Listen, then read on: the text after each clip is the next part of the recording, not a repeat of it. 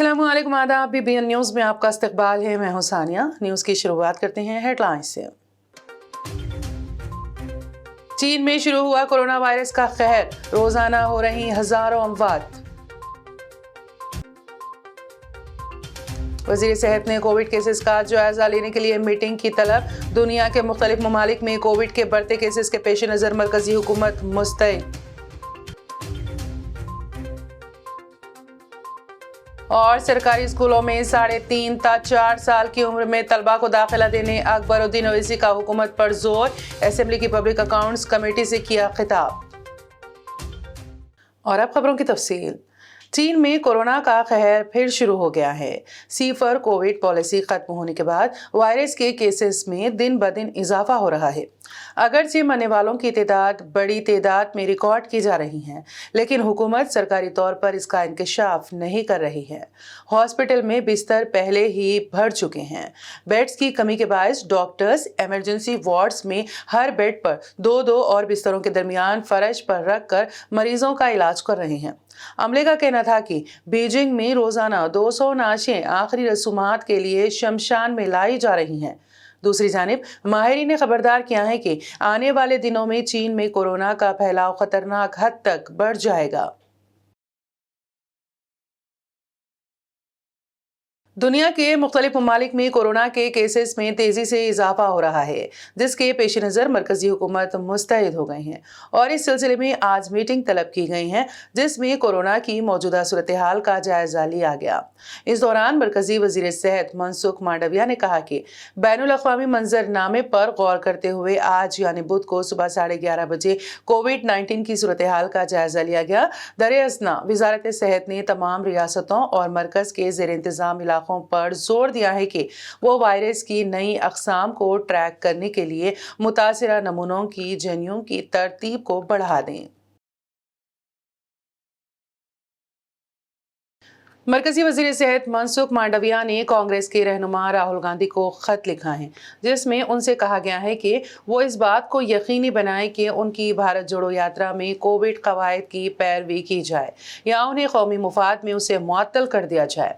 जिसके clip back में कांग्रेस ने गुजरात में वजीर आज़म नरेंद्र मोदी की हालिया इंतखाबी मुहिम का हवाला दिया है। कांग्रेस लीडर अधीर रंजन चौधरी ने कहा, बीजेपी यात्रा से खौफजदा है क्योंकि राहुल गांधी को जबरदस्त रद्द-ए-अमल मिल रहा है और पूरे सोशल मीडिया पर छाया हुआ है। बता दें कि वजीर मनसुख मांडविया के खत का हवाला राजस्थान के बीजेपी के 3 मेंबरान पार्लियामेंट का है, जिन्होंने उन्हें लिखा है और पिछले कुछ दिनों में दुनिया भर में कोविड के बढ़ते हुए मामलात पर तशवीश का इजहार किया है।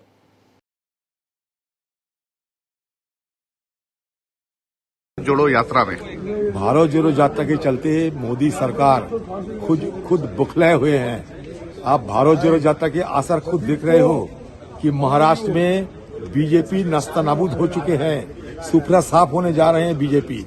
तो ये डर के मारे ये आम लोगों की निगाह भटकाने के लिए बुखलाए हुए बीजेपी पार्टी ये तरह तरह की सारे सवाल उठा रहे हैं। बीजेपी पार्टी को ये कहना चाहता हूँ, गुजरात में जब चुनाव हुई थी मोदी जी घर घर गए थे, क्या मास्क लगा के, क्या लोगों को सारे प्रोटोकॉल मानते हुए गए थे? मंडविया के मैं पूछना चाहता है कि राहुल गांधी की पदयात्रा शायद आपको अच्छा नहीं लगते होंगे, लेकिन सारे हिंदुस्तान के लोग इसमें दिलचस्पी दिखा रहे हैं, शामिल हो रहे हैं और इसके चलते बीजेपी की जो गोदी मीडिया की चलते जो प्रचार चलते थे उसमें भी अभी छेद आने लगी, क्योंकि सोशल मीडिया में छाए हुए हैं राहुल गांधी जी की भारत जोड़ो यात्रा। रियासत मध्य प्रदेश के जिले इंदौर में बजरंग दल के कारकुनों ने मुबैना लव जिहाद के इल्जाम में एक मुस्लिम नौजवान की सख्त पिटाई कर दी और इसको पुलिस के हवाले कर दिया। पुलिस के मुताबिक मुस्लिम नौजवान एक हिंदू लड़की के साथ फिल्म देखने गया था। इस सिलसिले में पुलिस ने मुकदमा दर्ज कर लिया। टोकोगंज पुलिस स्टेशन के इंचार्ज कमलेश शर्मा ने कहा है कि एक लड़की बजरंग दल के कुछ कारकुनों के साथ पुलिस स्टेशन पहुंची। वो शहर के TI शॉपिंग मॉल में एक दूसरी बिरादरी से ताल्लुक रखने वाले नौजवान के साथ फिल्म देखने गई थी। इब्तिदाई तौर पर नौजवान ने कारकुनों को बताया कि इसका नाम मोनू है, लेकिन बाद में जब उनसे पूछगछ की तो उसने अपना असल नाम मोइन बताया, जो शहर के मानिक बाग का रिहायशी है। पुलिस का मजीद कहना है कि हम लड़की से मजीद पूछगछ कर रहे हैं और इसके मुताबिक कार्रवाई की जाएगी। तेलंगाना असेंबली की पब्लिक अकाउंट्स कमेटी के चेयरमैन व फ्लोर लीडर अकबरुद्दीन ओवैसी ने रियासत के सरकारी स्कूलों में 3.5 ta 4 साल की उम्र में तलबा को दाखिला देने हुकूमत पर जोर दिया है। उन्होंने महकमे तालीम के आला ओहदेदारों की जानिब से सरकारी स्कूलों में 6 साल की उम्र में तलबा को दाखिला देने का निज़ाम पाए जाने की इत्तला पाकर ताज्जुब का इजहार किया और कहा कि इस तरह के निज़ाम से तर्क तालीम में इजाफा होने का खदशा है। उनकी इस बात से ओहदेदारों ने भी इत्तेफाक किया। तेलंगाना असेंबली में असेंबली की पब्लिक अकाउंट्स कमेटी का इजलास मुनक्कद हुआ, जिसकी सदारत अकबरुद्दीन ओवैसी ने की। इस मौके पर सरकारी स्कूलों, जूनियर और डिग्री कॉलेजों की कारकर्दगी, इंफ्रास्ट्रक्चर की फराहमी पर अकबरुद्दीन ओवैसी ने तफसीलात हासिल की और ओहदेदारों को कई तजावीज़ और मशवरे दिए।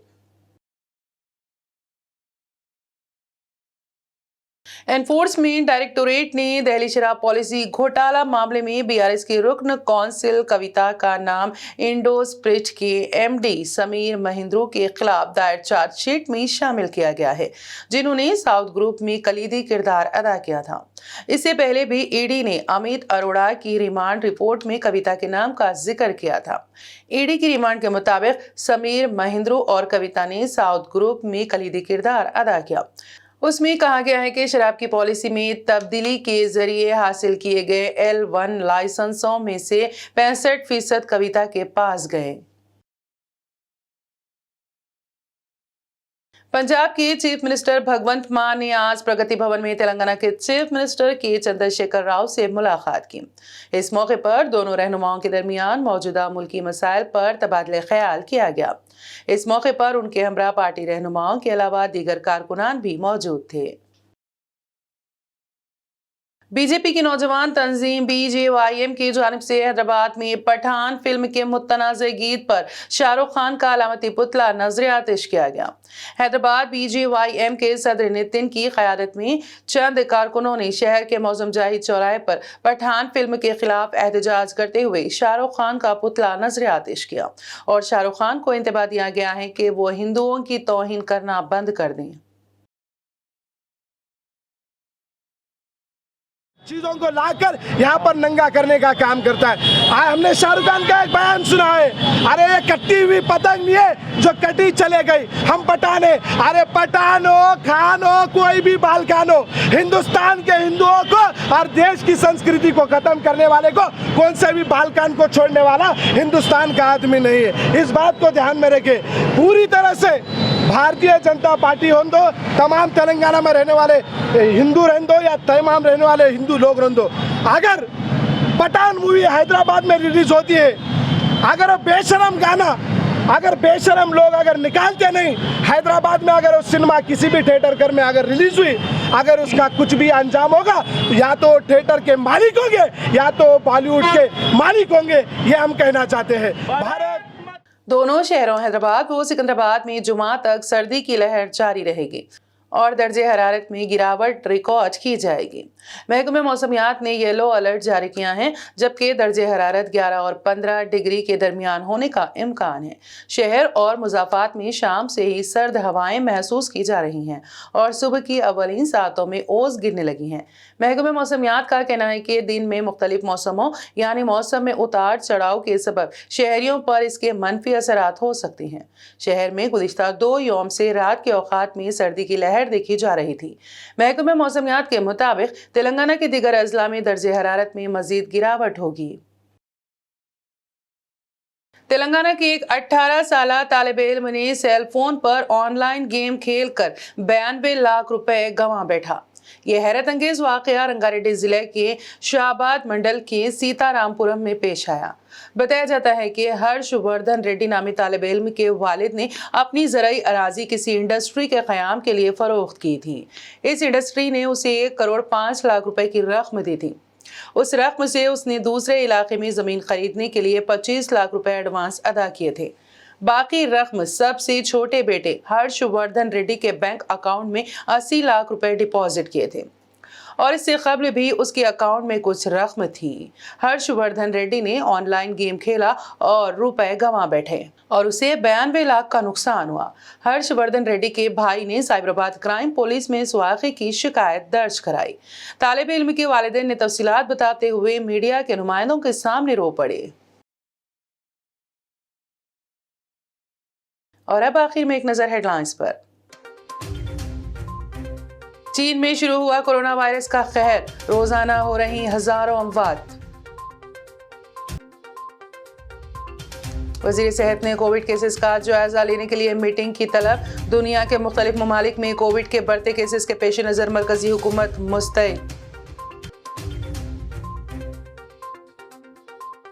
और सरकारी स्कूलों में 3.5 ta 4 साल की उम्र में तलबा को दाखिला देने अकबरुद्दीन ओवैसी का हुकूमत पर जोर। असेंबली की पब्लिक अकाउंट्स कमेटी से किया खिताब। BBN न्यूज में फिलहाल इतना ही। ताज़ा तरीन अपडेट्स के लिए देखते रहिए BBN न्यूज। BBN चैनल के व्यूअर्स के लिए एक अहम इत्तला। अब BBN चैनल का टेलीकास्ट भारत भर में हो रहा है। हमारे व्यूअर्स भारत में कहीं भी टीवी पर अब BBN चैनल देख सकते हैं। स्क्रीन पर BBN चैनल की टेलीकास्ट डिटेल्स दस्तयाब हैं।